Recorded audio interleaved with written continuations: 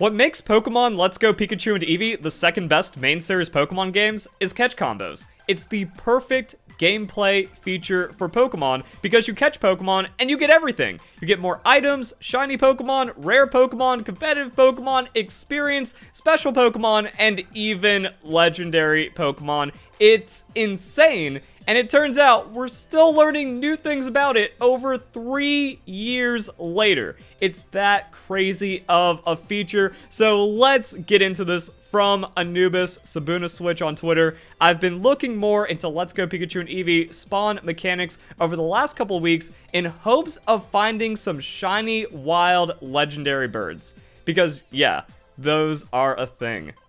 I think there's some really cool lore behind the shiny wild legendary birds as well, because October 15th, 2019, someone posted about seeing a shiny Moltres. They were like, wait, is this possible? Is this the first thing? And even Junichi Masuda came out and said, maybe this is the first one. Now, going off of odds and spawn rates and stuff, it's likely someone else found it, but like the first documented shiny wild legendary took almost a year from the game's release because the features are that crazy. So it's important to understand how the game spawns Pokemon to shiny hunt effectively, and we learned about that a couple months ago. So February, we found out that catch combos, they only apply the shiny to the next Pokemon of that species spawn. So if you get a high catch combo and then you leave the area and come back, you're actually not doing anything for the shiny rates. It might feel like it because Pokemon Let's Go is cracked for shinies, but it was actually not doing anything. And if you're going for rare Pokemon spawns, then yeah, you really need to be targeting those species. So this is just a recap of that.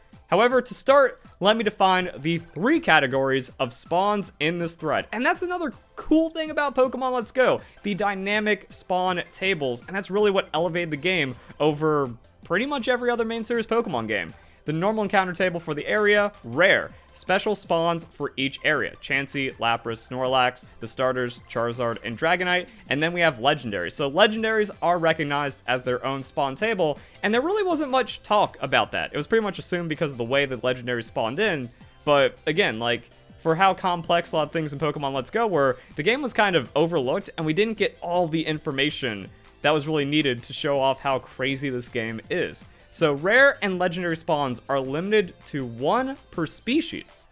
You can have multiple rare or legendary spawns present at the same time, just not 2 of the same species. This is really good to know, and it's something that I kind of like assumed, but I also just really felt that there was 1 rare slot, however it is per species. So despawn 1 to get a chance at another of the same species, and this applies to legendaries. I thought the legendary slot was 1 only, so that's some pretty wacky stuff. Now, let's keep on learning about how the catch combo works. How the spawn process works. First, the game picks a regular spawn as a default. If you have a catch combo on a regular spawn species, it rolls for a chance to spawn that species instead of the default. Now, we know about that for catch combos to kind of extend. It helps you out by giving you more access to that species of Pokemon. Only regular spawns are boosted in this way by the catch combo, so you get a 50% chance that the Pokemon you're targeting ends up spawning because of the catch combo. Next, the game decides if you get a rare spawn instead of the default spawn or the catch combo spawn. I never noticed, but okay. Yeah, like that's what I mean. Like, it's just one of those things where I get a catch combo, I go out, and it seems like the species I'm targeting and a rare Pokemon appear most, if not every time, so things are happening. Catch combo species does not matter for this check. It entirely depends on the current length of the catch combo. You do not have to continue the catch either.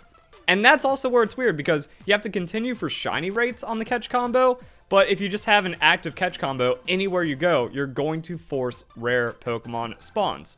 Many of the shiny hunters have already noticed that rare spawns are limited to 1 of a species at a time. Not even shiny hunters, just going out and playing, it's like, oh, only 1 Bulbasaur. In this example, a catch combo of 11 on Caterpie causes Bulbasaur to have a 50% chance to spear on every new spawn after the previous Bulbasaur despawns. Now it makes a little bit more sense. Actually, I think that might be why this sounded kind of weird. It's every regular spawn. I thought it just like picks 1, But I think that also shows like why when you're on a catch combo, all of a sudden there's tons of the species that you're looking for, because every spawn that happens has that chance, and then if it rolls for the rare Pokemon, then that species is taken up, and then it continues on with how it's going through the spawns. But it has been observed that, like, yeah, you get your one rare Pokemon. But now we're getting into talks of how legendaries work, and this is stuff I've been wanting to know for years. So the spawn is a sky spawn. The game rolls for your chance to spawn a legendary bird. The chance of Articuno, Zapdos, or Moltres spawning in the wild is 1 in 2,000. This is equally divided among the three. See, I just wanted to know what the chances were. Now, it's just like the chance of getting the legendary is 1 in 2,000 because, again, like the way the species, you can have multiple of the legendaries as long as they're not the same species. So if a legendary bird is spawned, it will override all previous checks. And this is what I was really curious about in my legendary bird shiny hunting guide, because when I was doing testing, it seemed like I was getting more legendary birds when I did not have a catch combo, so I thought that it was on the rare spawn table for the sky, even though it has its own check, which makes sense that it would override. So it goes against my hours and hours. Like, I did like 10 hours of legendary bird spawns, and it seems like they were more common without a catch combo, because maybe the rare Pokemon were getting in the way, but that doesn't seem to be the case. Again, the weirdness of Pokemon Let's Go, to where, did you know if you were just resetting the area, you were actually less effective than the catch comboing? Just didn't feel right. So the game has so much shenanigans behind it. But this is where it gets even crazier. What about lures? Their descriptions say they make rare Pokemon more likely to appear. If you have the lure active, it makes 2 attempts instead of 1 to spawn a rare or legendary Pokemon. And that could also probably be why when you have a lure active, it seems like there's like a 100% chance you find a Dragonite and or a Charizard. So that's because you just get an extra one. For the legendary birds, it's 2 rolls of 1 in 2,000. So by having a lure active, you are doubling the chance of getting a legendary bird. God, I hope I said that in my video. Well, like that I said, hey, you should just have the lure active. Maybe for the shiny, maybe because it helps. I don't remember. This was almost 4 years ago because that's how crazy this information gets. Catch combos have many effects that are worth reviewing as well. Even though targeting rare legendary species does not specifically boost its spawn rate, it still affects shiny rates. And that's kind of like the crazy thing, is that the legendary Pokemon have just that flat 1 in 2,000, but the other ones, like the rare Pokemon, they actually get more common, and then also same thing for the species boost. But it was kind of discovered early on where people, they were either getting a catch combo on legendary Pokemon from Pokemon Go, going out to the wild and then not finding legendaries, or they were just like manually brute forcing it. And I think there was even like some data mining and that like tried to figure it out and went, nah, it just seems kind of flat. But I don't remember ever seeing the 1 in 2,000 chance anywhere. But that would have been crazy if like Pokemon Let's Go was so nuts that it rewarded you for spending like 50 hours on a legendary Pokemon catch combo, and then you're getting like legendary spawns half the time. It would completely break the economy of Pokemon, but it would have been really cool for that to be like the ultimate grind. So even though targeting does not specify, it still affects shiny rates. That's the interesting part. If you have a lot of birds from Pokemon Go and Go Park, you can catch them to start a catch combo. So even though it looked like it wasn't affecting the spawns, it was affecting the shiny rates, and the shiny rates get as low as like 1 in 200 or something. So still not super common, but still better than nothing. It's well known that the catch combo increases IVs of chain Pokemon. There's actually a 1 IV bonus that is often overlooked because it's early in the chain. Now I remember talking about that, and yeah, it doesn't really matter too much, but if somehow you have a 6 catch combo of a legendary Pokemon, and you're doing the most optimal things to spawn them, guaranteed IV.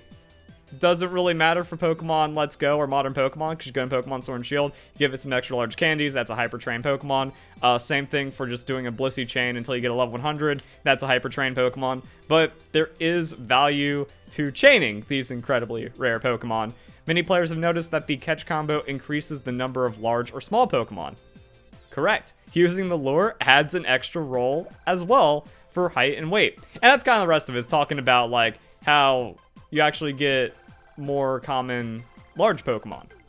Which also explains why the Blissey chaining could have been so effective, where it's like, wait a second, now that I'm super deep into this Blissey chain and I'm getting max experience, we're also just seeing more very large and very small and getting the full experience values. Once again, like everything about Pokemon Let's Go. I don't think the system was designed to be this crazy for actually like engaging with Pokemon, but it ended up working out to just have almost everything be perfect. There's still the data mine. There's still the data mine that I wish came true. Because this data was in the game and it went crazy. So if you had 8,000 Pokemon captured, you went to the ultimate god table, where after catching a Pokemon, you got silver or gold berries or a rare candy. Was it really 8,000? Yeah, like the thresholds were absolutely insane. So there was some kind of threshold system to get rare items. You can start seeing rare candies as early as this one, so 1,500 Pokemon. And even then, like as you're grinding like 1,500 into the thousands, you're getting those rare candies, but also experience and stuff. So you do multiple Blissey catch combos, you go for multiple shiny hunts, and now that catch combos encourage you to catch the Pokemon instead of just resetting the area, it kind of keeps on snowballing and doing crazy stuff.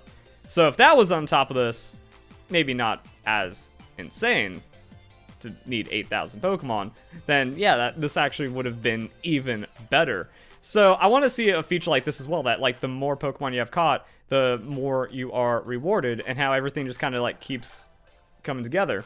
So catch combos are just like the perfect Pokemon system, and it's so silly that we haven't seen it yet. I want to see it again so badly, or at least something that has this much quality of life. There's not this much quality of life even in Pokemon Sword and Shield for what you can do with the catch combo system.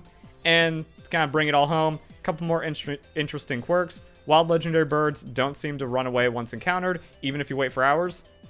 I was panicked the first time I just stumbled into a Moltres and made the video about it, so I looked like a complete noob because I didn't have much experience catching the legendary Pokemon, and I was just failing upwards until I eventually got it, or it ran away. Either way, that's going to be good content. I was too panicked. Apparently, you don't need to panic. And no one's going to risk one of their first or second or third wild legendaries to see if it'll run away. So again, we didn't really find that out for a while.